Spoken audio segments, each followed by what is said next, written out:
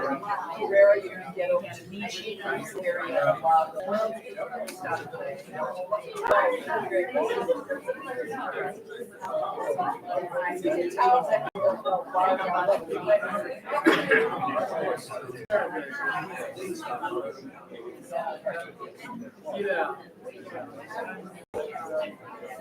There's some other families.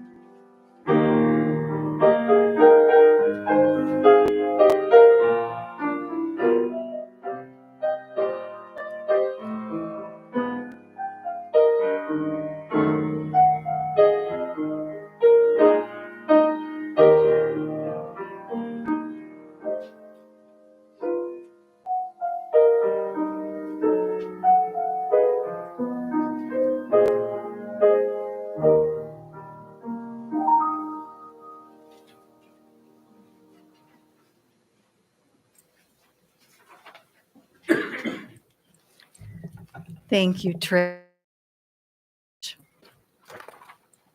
Good morning. And welcome to the Unitarian Universalist Fellowship of Door County. Our congregation represents many traditions and faith backgrounds. It's a place that supports the freedom of conscience of each individual as we work together to be a force for good in our community. So whoever you are and wherever you happen to be on your journey, we celebrate your presence with us today. My name is Jan Freistack, and as your service leader today, I'd like to add a special welcome to those of you who are visiting for the first time or maybe for the first time in a long while. If you're comfortable, we invite you to stand and introduce yourself and maybe tell us where you're from and what brought you here today.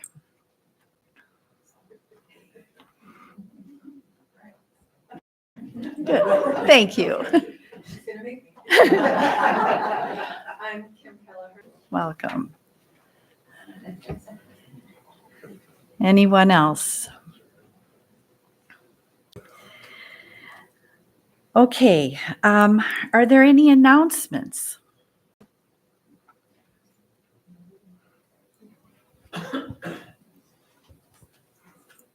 Hi, this is Jane Wise. A lot of people have been helping over the last weeks and still are helping with our current pledge, and I'm really thankful for that. And as a result of it, you have been very generous with your treasures, with your gifts. So we're at 90% of our goal, which is really good, except we still need that one money bag filled up because Here available to sign for 3 outstanding female candidates who are running for office. And we will be in the lobby. And if any of you haven't had a chance to sign, please do. Thank you so much.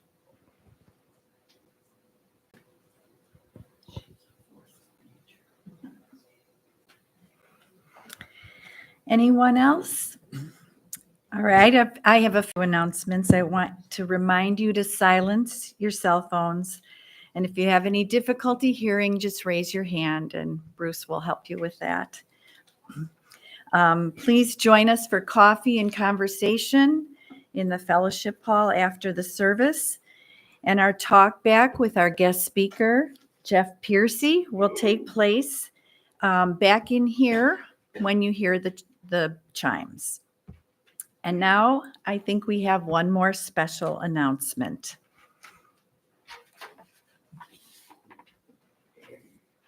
Please join with me in singing. Here we go. Inch by inch, row by row, gonna make this garden grow. All it takes is a rake and a hoe and a piece of fertile ground. Inch by inch, row by row, someone bless the seeds I sow. Someone warm them from below till the rain comes tumbling down. Pulling weeds. In weeds and picking stones, we're made of dreams and bones. Feel the need to grow my own, the time is close at hand. Rain, sun, and rain, find my way in nature's chain. To my body and my brain, to the music from the land. Plant your rose. Here we go. Plant your rose. Plant your rose straight and long, temper them with prayer and song. Mother Earth will make you strong if you give her love and care. Old crow watching hungrily from his perch in yonder tree.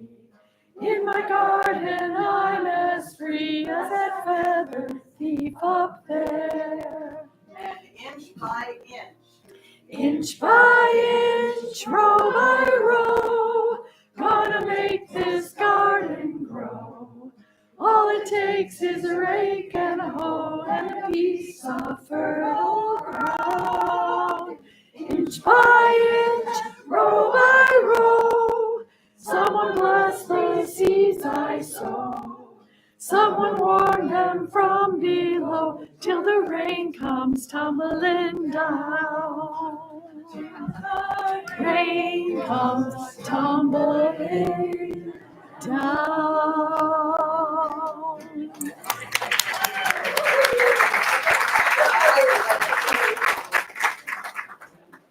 We are here to announce the launch of our landscape group. This is a joint effort between Buildings and Grounds and the Environment Committee.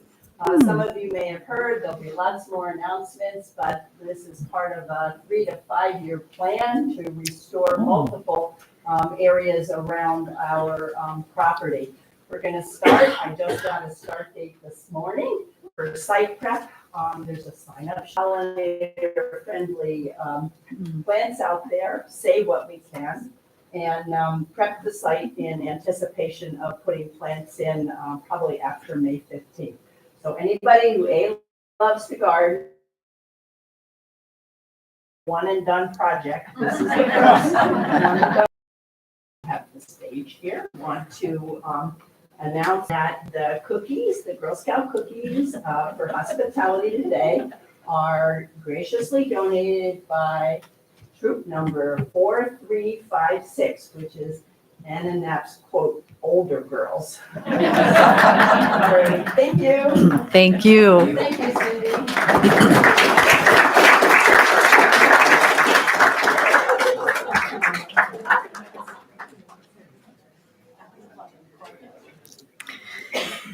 And now we'll begin our service with the lighting of the chalice and a reading by Erica Hewitt.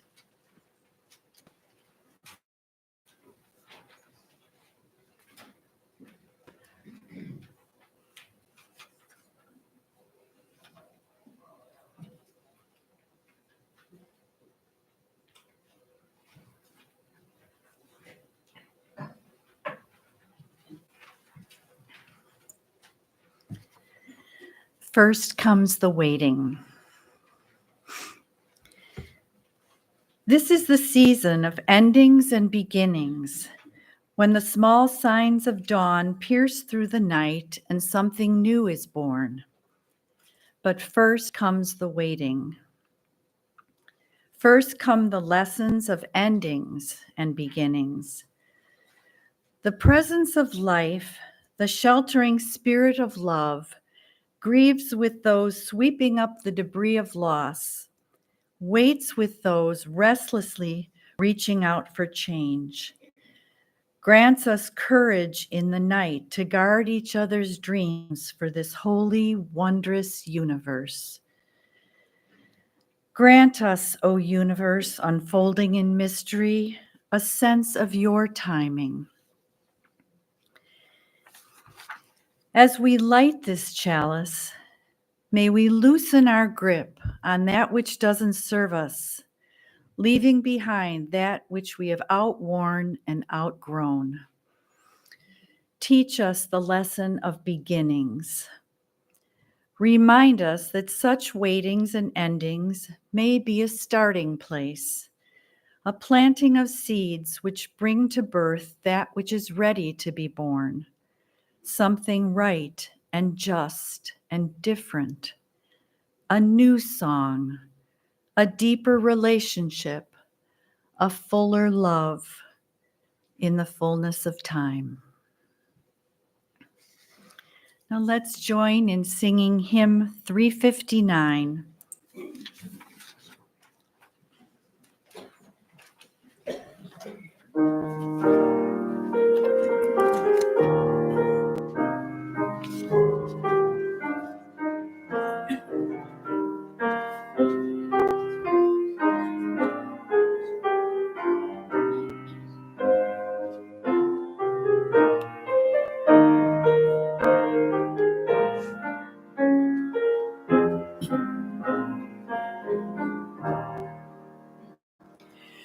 When we are gathered for a time of worship and of song, let none forget the joys and griefs that mark each path of life, and thus we reach for those who love.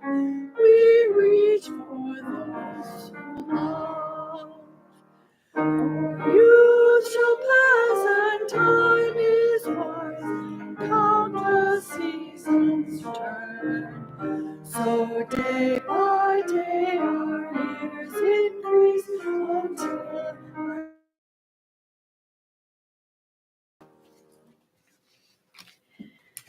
Join me now in the unison affirmation and doxology. We gather together to seek knowledge and wisdom, to explore freely the vast reaches of mind and spirit, to celebrate within a caring community those truths, ancient and modern, which give meaning and direction to our lives.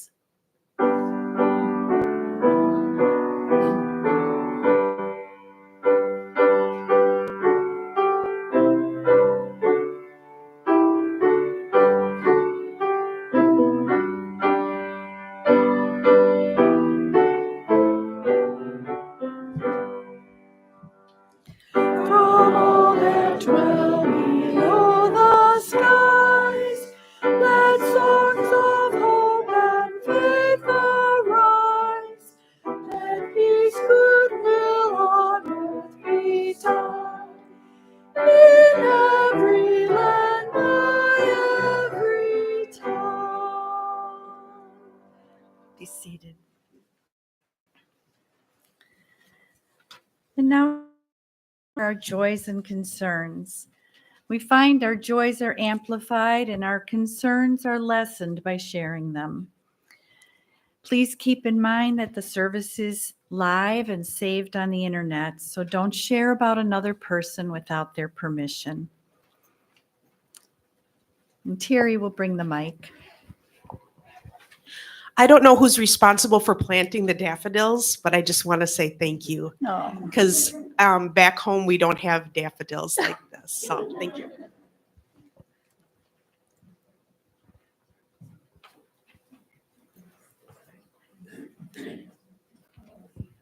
Cindy Nelson. I have a concern about our food shelves. Stopping at the Door of Life food shelf the other day, the shelves were virtually empty.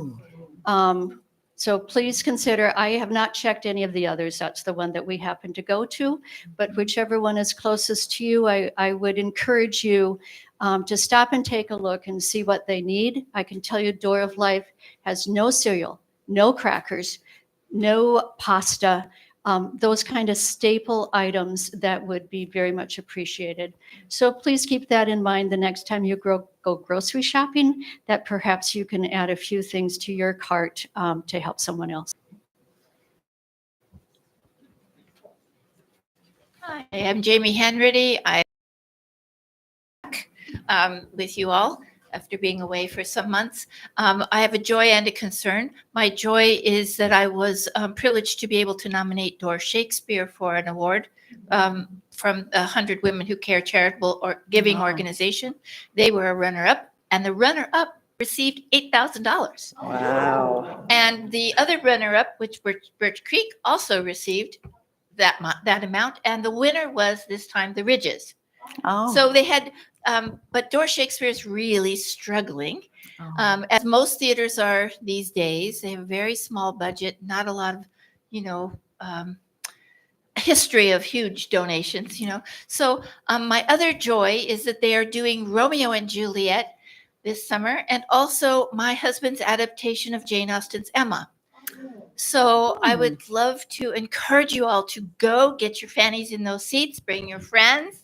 Let's get them as much support as we can this year for, a valiant effort to stay open through COVID and really survive. So many theaters across the country have closed. Okay. So we have such a treasure there. This is the only theater in our area doing classics. So thank you very much. Thank you.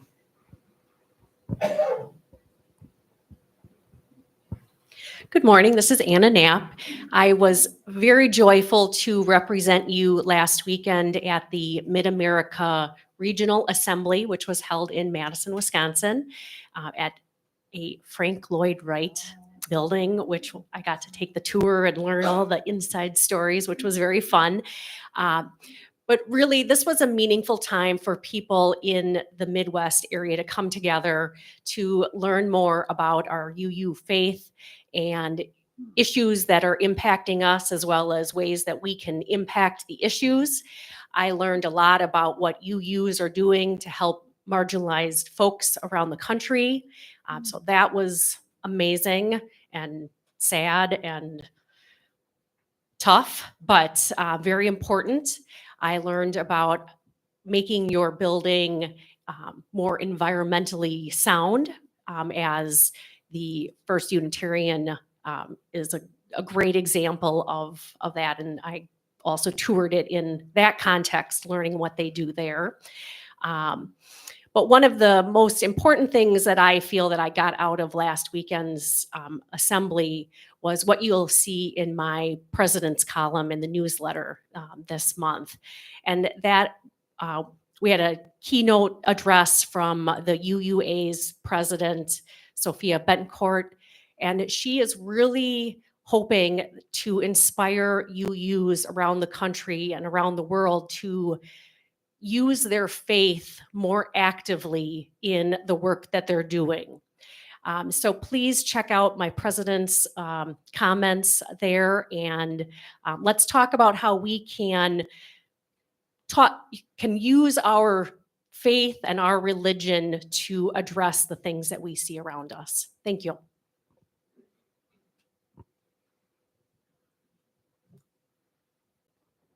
Thank you, Anna. And I have a special joy to introduce our speaker, Jeff Piercy. Something you might not know about him in his own words. I grew up in Peru,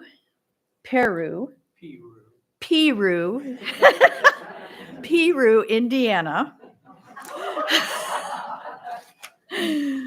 which was the winter home of 3 circuses. Across the train tracks behind my house was a large field that was used by several circus families over the winter. They also practiced there. I could stand in my backyard and watch the great Wilno. Boom! The cannon roared and he would be shot across the field into a net. When that is your normal, you expect great surprises in life. And we look forward to surprises from you, Jeff. Now it's time for our offertory. Our offering each Sunday isn't just a habit, it's an opportunity to recommit to this place and to each other. When we give, we're saying yes to what we value. Please give generously.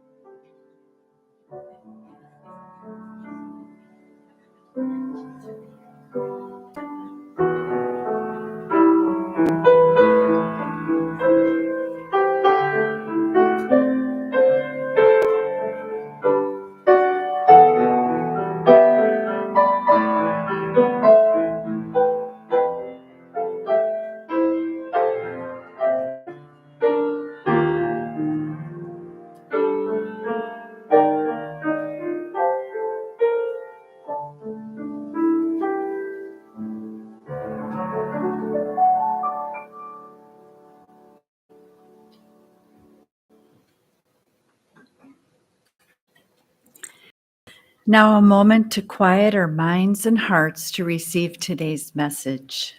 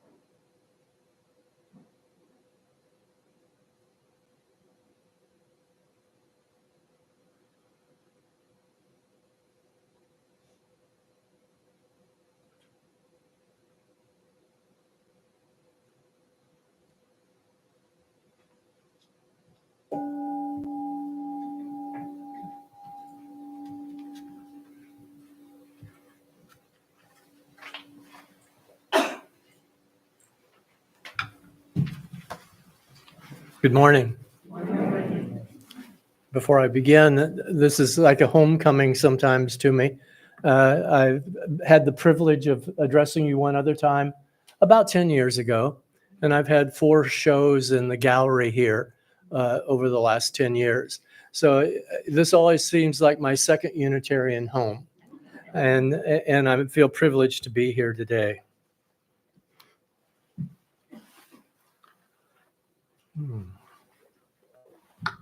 I'm dying. That's the bad news. Worst news is, so are you. We are all dying. We are talking about the abstract notion that after birth we begin an adventurous, inexorable march to an inevitable and common end. The great mystery, of course, is that we never know when that end will occur. As a result, we never know when we have done something for the very last time. As I have titled this talk, we never know when we've had a last dance. In our life, we may have many last dances. Last dances are sometimes a matter of choice, but often through age, circumstance, and health, the last dance is forced upon us. The origin of that phrase, for me, came in a very concrete manner. I was Wisconsin's representative to an organization of state leaders in the preparation of alcohol and drug abuse counselors. The United States Navy was hosting the organization at the Naval Training Center in San Diego. The meetings took place at the Admiral Kidd Officers Club. On a break, I stepped out onto a large balcony overlooking a dance floor. My colleague from Oklahoma, Lydia Norrie, joined me. She asked for my thoughts. I mused that I can only imagine the number of couples who danced on the floor below me during World War II, not knowing that when their husband shipped out, it might be their last dance. Lydia was crying. His name was Billy. He was the love of my life.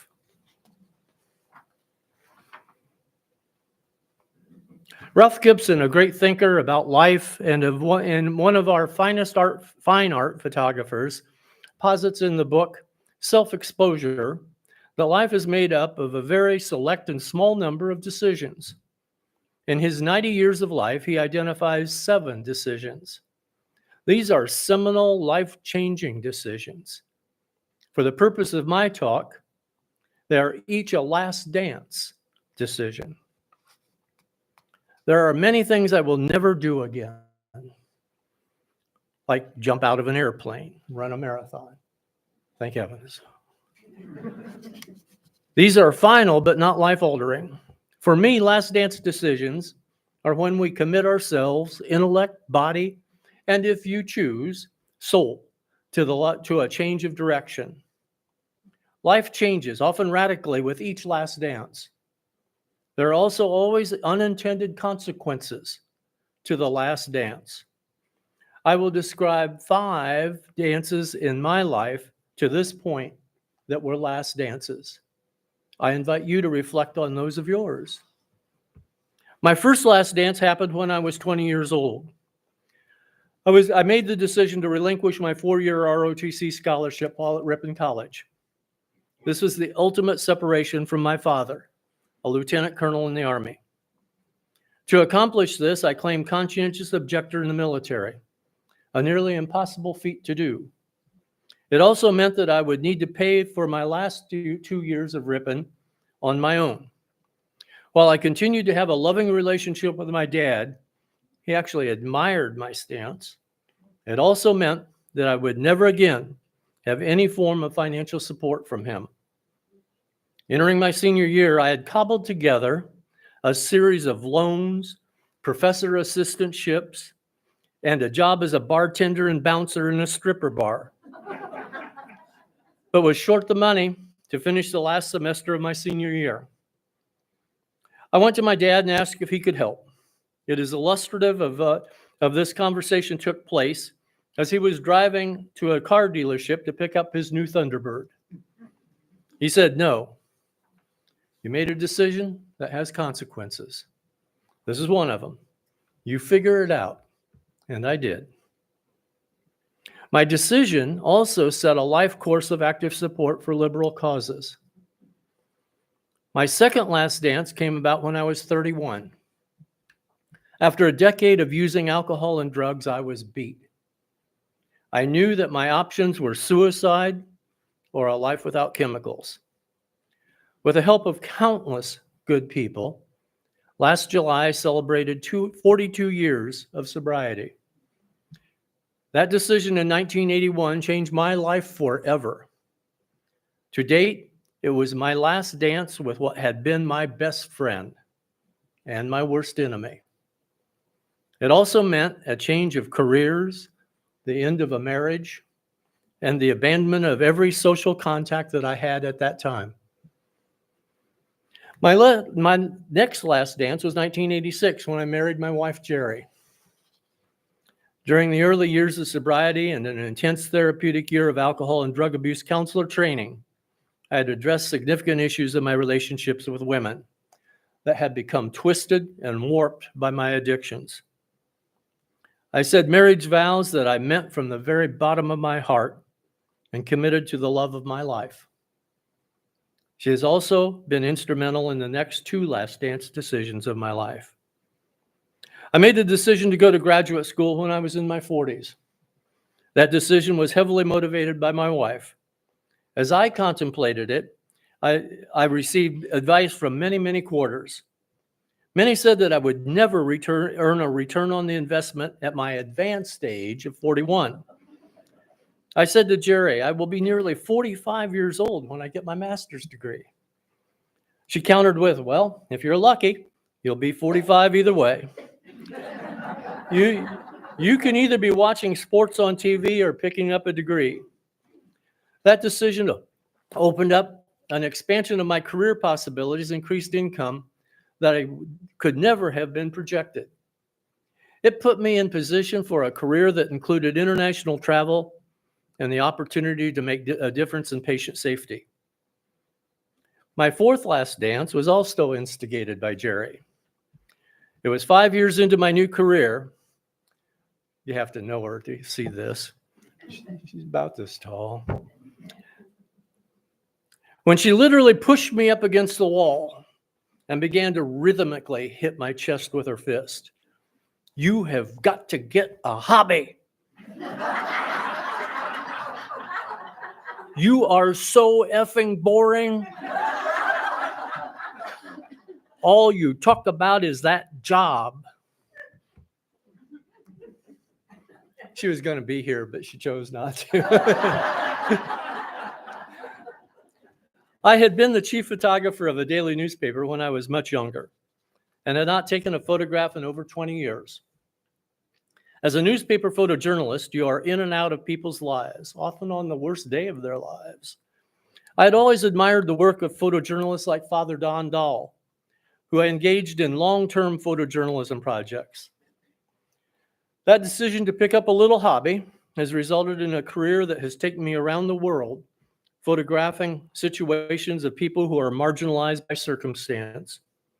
It's included 4 shows in this gallery. The most recent one was my most recent last dance was forced on me. In a dispute with my organization, they were wanting me to assist in developing projects that I felt were unethical and probably illegal. But I worked for them, and they paid out my contract. My formal work for pay life and that dance were ended. Jerry and I sat down and made a decision that we'd try to find ways to give back with our rich blessings. I was able to do this through my photography and her through volunteer work, often in healthcare. We had arrived at that point in our mid-60s when the societal supports expected us to die. In 1935, when Social Security was adopted, life expectancy for white men was 61 and white women 65. The current life expectancy for white men hovers around 76. It is projected that by the year 2060, it'll be 83.9 for white men and 87.3 for white women. Think about that for a minute. Statistically, we live more than 15 years longer than the support system was designed to address. We were expected to be born, be educated, be productive, retire, and die by our mid-60s when the old age support system kicked in. What do we do with old people now?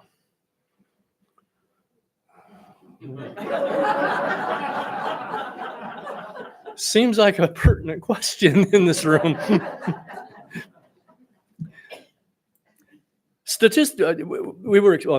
I said that. What do we do with us old people now?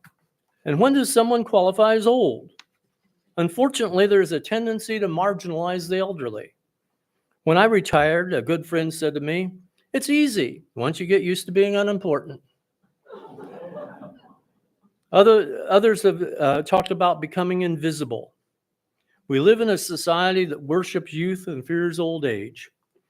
There's a growth industry providing preventive Botox injections to 17-year-olds when they discover that first wrinkle.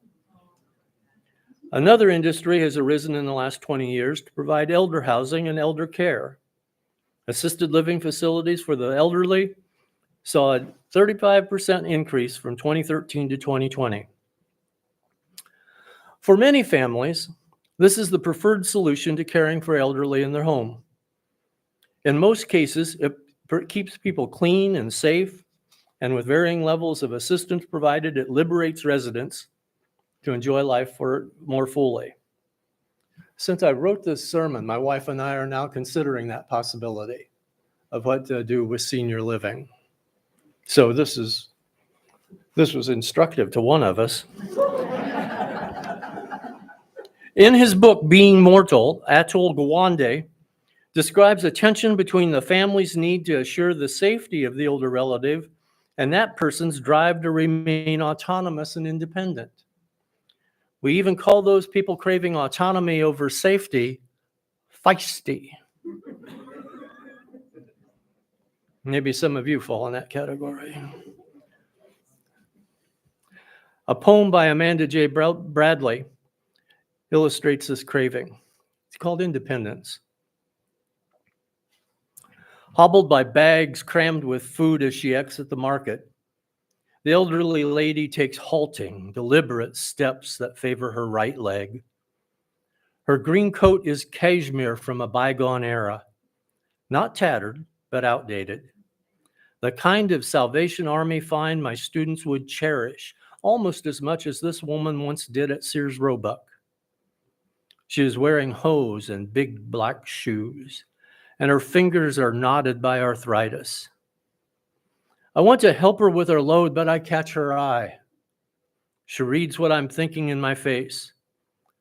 She shakes her head in a quick, furious, silent no. She pleads with her eyes. Let me have this. In preparation for this sermon, I had the opportunity to read several books on successful aging. It will surprise no one that there are several common themes that emerge. A good summary is provided by George Valent in the book Aging Well, Surprising Guideposts to a Happier Life from the Landmark Study of Adult Development. Sounds like a thesis that he had to have a long title for. None of these will be surprising in one form or another. They are repurposed by many authors. Good people who happen to us at any age facilitate an enjoyable old age. Forgiving old relationships make us happy. A good marriage at age 50 predicted positive aging at 80, but low cholesterol level at age 50 did not. Alcohol abuse damages relationships. Learning to play in retirement is more important than retirement income. Younger friends make retirement joyful. It is all right to be ill as long as you don't feel sick.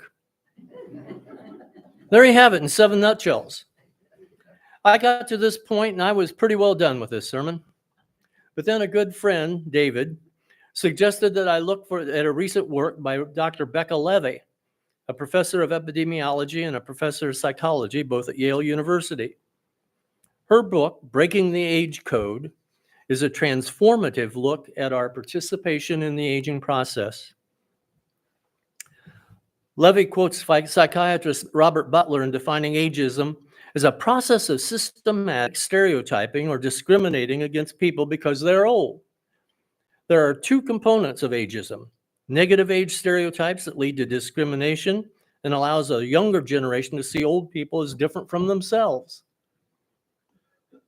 Thus, they subtly cease to identify with their elders as even being human beings. A recent World Health Organization report concludes that people don't recognize the existence of institutional ageism because the rules, norms, and practices of the institution are so long-standing. They've been ritualized and seem normal.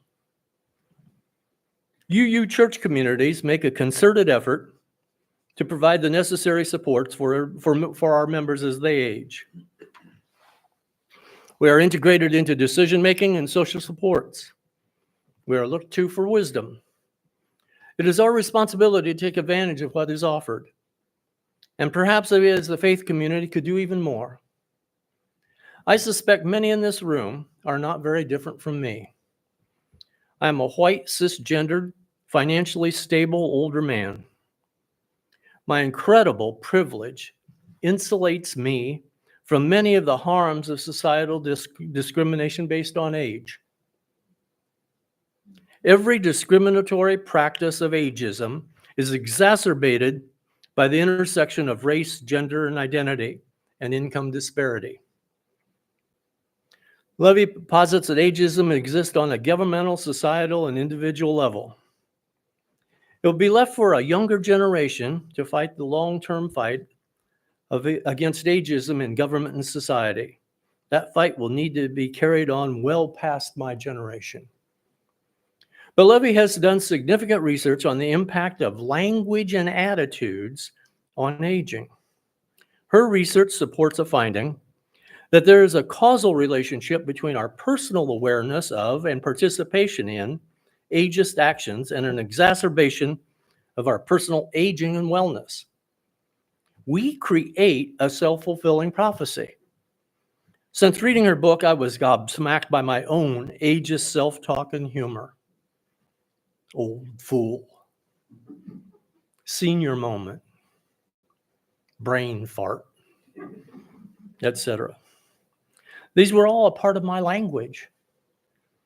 I became increasingly aware of this language among my contemporaries. What if Levy is right and these attitudes create a downward spiral of acting older, thinking older, being older? Levy provides a 3-step method to bolster positive age awareness, positive age beliefs. Awareness, blame, and challenging. Awareness of images, beliefs, role models of aging. These include our personal beliefs and the role models presented by TV, movies, and social media. Who is to blame for this continuation of the myths? Who profits? Would the language we use about age be sexist if it was about a woman? Or racist if it was about a minority group? Challenge through politics, social groups, and relationships. Challenges also by confronting myths of aging. Levy lists 14 false stereotypes and facts that challenge, and then she provides ways to debunk their veracity. Among those stereotypes, we are technologically challenged. We don't have sex. We are bad drivers. We don't contribute to society. We are fragile. All are false, and she provides the information to counter them. You only need to look to the people in this congregation to see immense contributions to our church and to our community. None of this wisdom matters if I don't take action. Sounds like maybe another of those Last Dance turning points coming up. It is. I will personally push back and take action against ageism. As I am aware, I will no longer use language that demeans my age. I will love my wife. I will increase my involvement in this and other communities. I will foster my relationship with my peers. I will be there for anyone wanting to get or remain sober. I will treat those younger than me that are a part of my life as if they are essential to my well-being. If you are a younger person hearing this and you are part of my life, I treasure you. I will create art. Karsh, the famous portrait photographer, said he loves to shoot people who have lived long enough to get the face they deserve. I want that too. If you are over the age of 50, or actually any age, and would like a portrait taken, please contact me. I'll be back up in Door County for Death's Door Dance Festival in July. I will work to structure my life to make these things achievable. That's my 6th last dance. May we all never fall into a rut of being trapped by circumstance, but remain open to responding to the pulse of life, each day being a dance.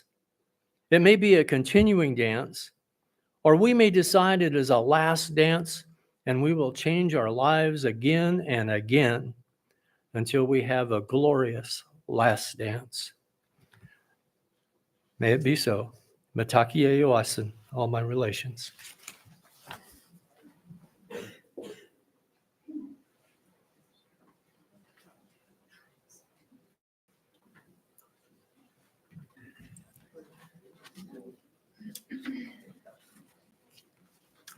Please stand and join us in hymn 128.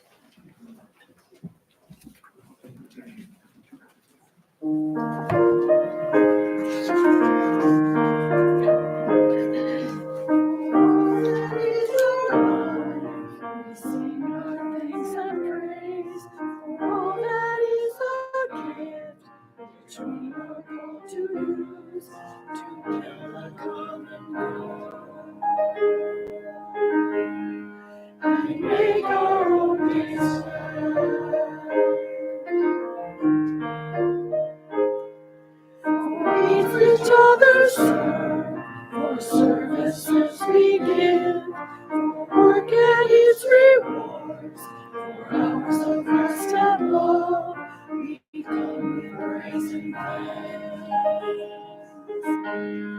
For all that is ours, for sorrow we must bear, for failures, pain and loss, for each new thing we learn, for fearful hours that pass, we come with praise and thanks. For all that is alive, for all that is alive, we sing our thanks and praise. For life like is a gift, which we are called to use to build a common good and make our own days light.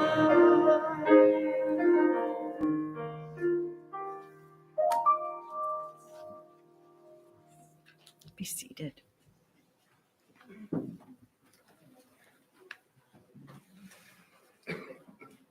As we close our service, I'd like to share a poem by Dale Skaggs, Best Used By. Don't keep your joys in a cupboard next to the jar labeled Wild Abandon, and certainly not tucked into your copy of How to Make a Bucket List. Also, avoid hiding joy in your dreams journal or in boxes only for special occasions like holidays, and not on a shelf in the closet where Grandpa has his candy jar. Always remember that joy's best used by date could be sooner than you know. So keep your joys close by, in your purse or in your backpack, in a jacket pocket, or slip them inside your shirt, warm against your skin. And perhaps best, let them speak. Sing them to yourself and to the world. Then hold their sweetness on your tongue till they melt into you and can never be lost.